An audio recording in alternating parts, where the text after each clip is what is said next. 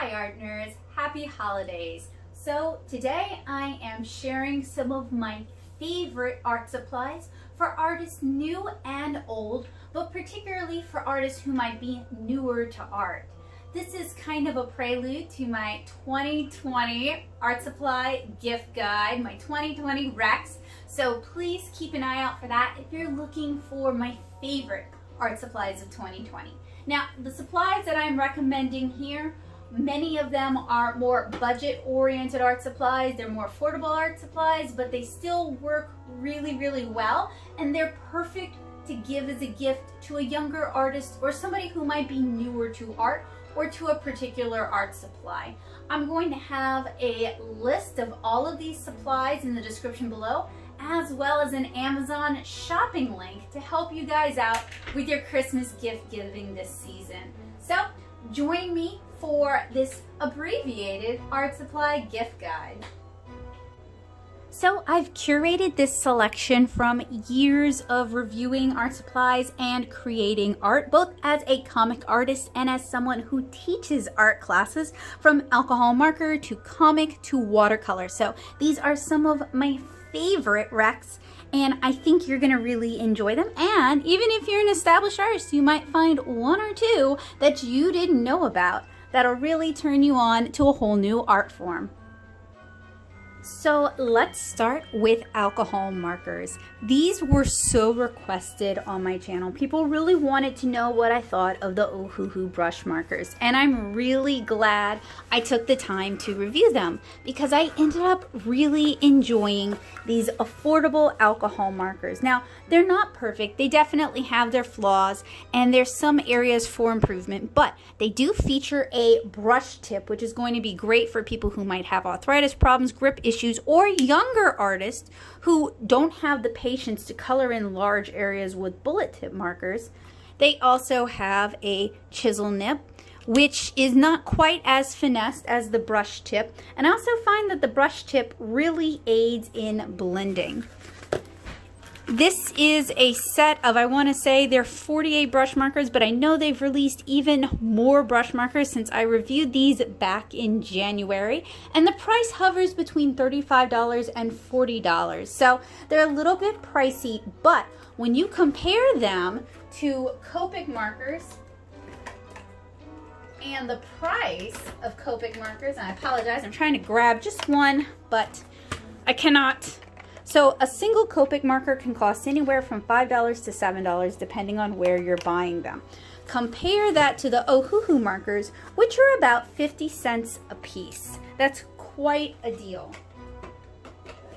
And the bullet tipped Ohuhu markers, which I do not own and I did not review, the bullet tip Ohuhu markers are even cheaper than the brush tip Ohuhu markers, and they're available in even more colors. So if you have a younger artist or an artist who's newer to alcohol markers, they're not sure if they're gonna like them or not, the Ohuhu brush markers are a great way to give the gift of alcohol marker art this Christmas season. Next up, we have watercolor. These are Sakura Koi watercolors. Now, I have talked about so many watercolors here on this channel. It's really hard to find just one to review because every watercolor artist, every illustrator has different needs and different things that they're going to want from watercolors. But I decided to go with the Sakura Koi kit because it's just a good, very affordable all-rounder. This, I believe, is the 24 color set. And as I told you guys, everything in this gift guide is owned by me, it's reviewed by me, so this is gonna look kind of funky because it's seen some wear and tear. I've used it, I really like it.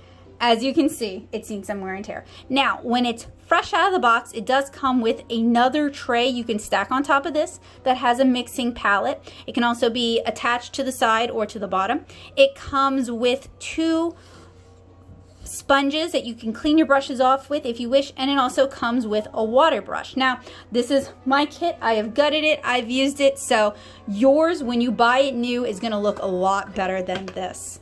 And it's about $24 for the 24 color kit. Sometimes you can get them on sale.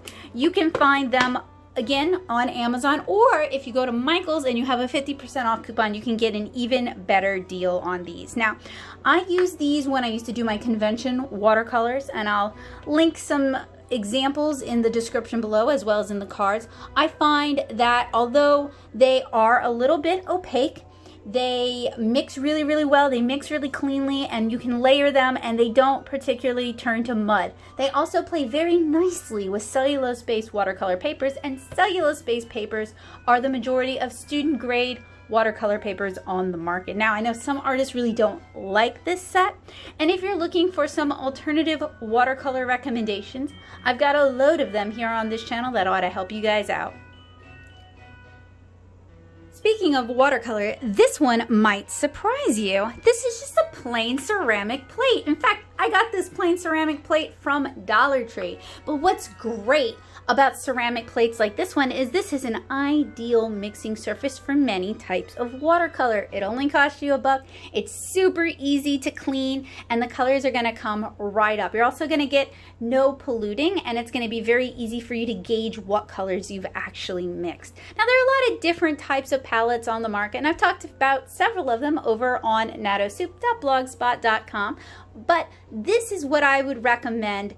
It is a surprisingly good dark horse. It only costs $1. You can get them in different sizes, and you can put it in the dishwasher if you so desire. It serves double duty. So, a plain old ceramic plate for your color mixing. One more watercolory thing in our gift guide: a tube of white gouache. It doesn't have to be Utrecht. I usually will use the Winsor & Newton white gouache. Now, gouache is an opaque watercolor, and I use white gouache to add highlights back into my art. So if you have an artist who likes to draw an anime style or cartoony style, this is gonna be huge. Not only can you use it to add white highlights to hair and eyes and other shiny objects, but you can also use it to make corrections when you're inking. Speaking of inking, I've got some favorite inking supplies for you guys over here. We have the Sakura Pigma FB. Anyone who watches the channel has seen me use and talk about this before. This is a Copic or alcohol marker safe brush pen. It's also waterproof, so it's a really good all-rounder. And I would not buy these at Michael's because they charge way too much money for these at Michael's, but you can find them at Michael's if you're in a pinch. I prefer to order them off of Amazon. I can get a better price from there. I also have the Tombow Furenosuke brush pens, and I have been talking about these so much this year. And spoiler, these are on my 2020 recommended art supplies. Now, why do I love these? Well, they come in a variety of colors, including neons. They are also Copic marker proof and waterproof. So these handy little brush pens can add a lot of fun color to your art, and I love using them with my alcohol marker pieces because when you ink with black, sometimes it can deaden all those lively, beautiful colors, but when you ink with color, you're not adding that additional contrast. And then finally, another super popular thing on my channel are colored leads. Now, I'm a big fan of the Pilot Color Eno leads, but I've reviewed some other brands as well. So if you're in the US and you don't want to order online, Papermate makes some pretty good color leads. I'll link that review down in the description for you guys. But these are the Pilot Color Eno leads. Now, you do have to order them online. I've never seen these in person in a store in the US, but Amazon's got them, and they come in a variety of colors. My two favorite colors, though, are the soft blue, which I use for comic underdrawing. If you've checked out any of my comic tutorials, you've probably seen this. But I'm also a big fan of their pink, and I use this all the time, both as an underdrawing for my alcohol markers, as well as for my watercolors. This right here is my secret weapon. And what I really particularly like is that the lead itself kind of dissolves into your alcohol marker, basically leaving you with lineless marker art or lineless watercolor art if you wish. So talking about watercolor and talking about marker, over here I have Canson XL watercolor paper. This is an is a very affordable cellulose based, so that's wood pulp based watercolor paper. It's not quite as great as cotton rag, but it's very affordable, very economical, and you can find this almost anywhere. I can find it at Walmart, I can find it at Michael's, I can find it at art supply stores, I can find it online. And then for my marker art, I really like using Strathmore's 300 series Bristol. This paper is just kind of a good workhorse paper. It takes alcohol marker well. I can do a lot of blending, I can do a lot of layering. I don't start having, you know, marker issues with this paper. It's also very economical. And while you can't find this one at Walmart, at least I've never seen it at Walmart, you can find it at Michael's and most art supply stores. So the XL watercolor paper is available as sketchbooks, and I really like their sketchbooks. I use the heck out of these.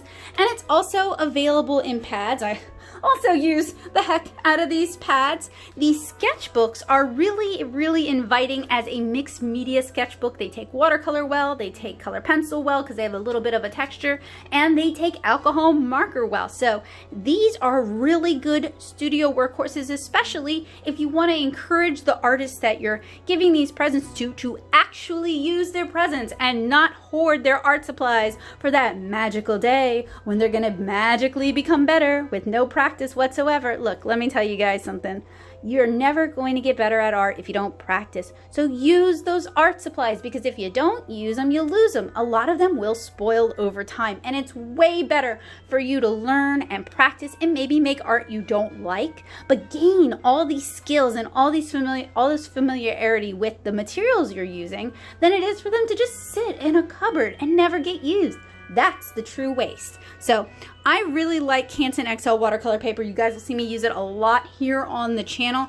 And I do use professional grade watercolor supplies all the time, but this is just such a good sketchbook for watercolor. As for the Strathmore Bristol, doesn't take water nearly as well as this. It's not really designed for water. It's more of a dry media.